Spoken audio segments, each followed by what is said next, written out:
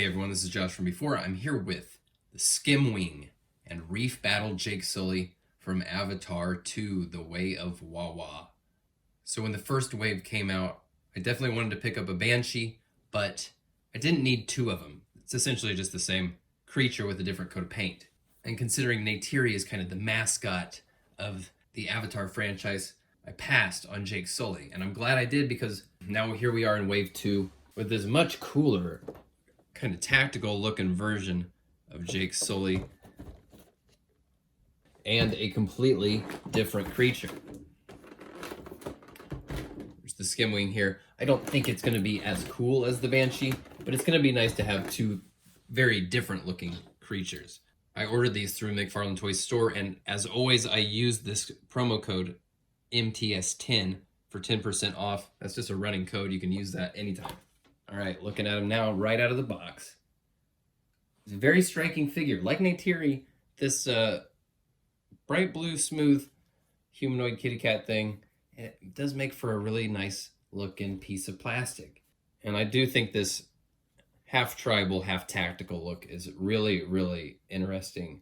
And while I wasn't trying to pick up a ton of Na'vi characters, I really love the mechs and the creatures from this Avatar line, but I'm not like trying to have a whole Avatar shelf. Well, the more I find out about this movie, the more my ears are kind of perking up a little bit. So they're bringing back the Colonel, Quaritch, the Stephen Lang character from the first movie, who was absolutely the most interesting, entertaining character. And they're bringing him back as a Na'vi avatar, which I think is kind of hilarious and amazing. But he's not alone. There's like a whole Marine team of these Na'vi avatars with the brains of people that died in them.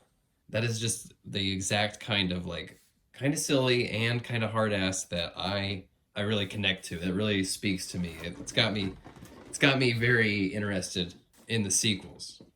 He comes with a few weapons. He's got this knife that fits in this really not great looking half sheath. He's got a hatchet here that looks like it is more aquatic in nature. It looks like a kind of a fishing tool.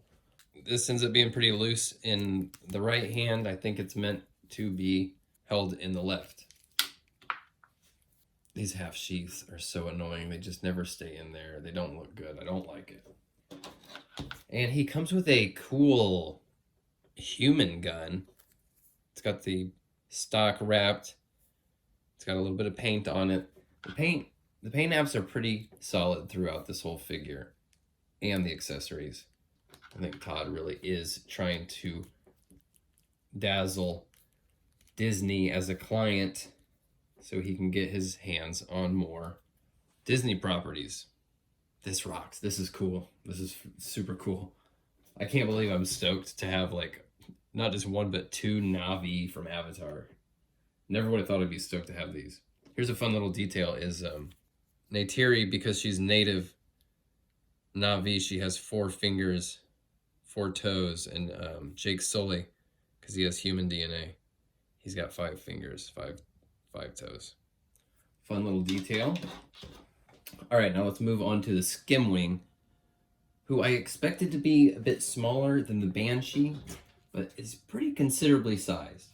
It comes in 2 pieces here. We can move these wings out of the way a little bit, and we can see there's a big socket right there that is meant for this long tail to plug into. All right, that went in there fairly easily. This is pretty substantial, pretty girthy. Really amazing looking paint apps on here. These paint on the wings, they kind of resemble a butterfly's markings, and the plastic becomes somewhat translucent as you get further down. Really cool looking markings, and the detail and the paint on this saddle here, that's really, really great. He's got his braid things here strapped together, kind of like reins, and he's got a hinged jaw, which is rad. I believe this creature is kind of like, it's mostly swims and then it will kind of fly, and it's like a pelican. like scoops up big old fishies. I don't know, we'll see. It's hard to know without having seen the movie. That's actually really impressive looking. The curvature of the wings gives it a really nice dimension when you get them up high. When you get the wings sitting up high. That's really cool. The mouth here is kind of soft and it's got some give to it. And now we get to this tail. Is this bendy? I believe it is bendy, but it's so, yeah, definitely bendy. It's so thick though, I don't know that it's gonna have, well, I mean, that actually feels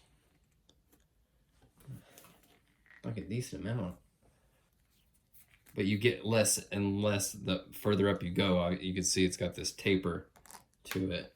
So up here, up north of these back wings, it's, you know, not really gonna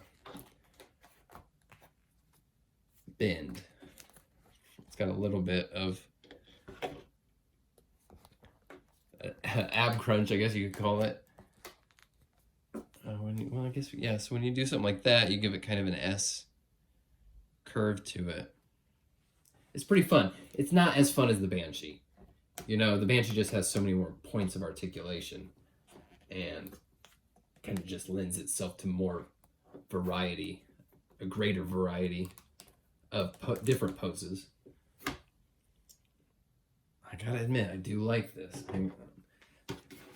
So also like the Banshee, it comes with this big wide opaque stand and a Festivus pole that plugs in like so, and that's gonna go in there.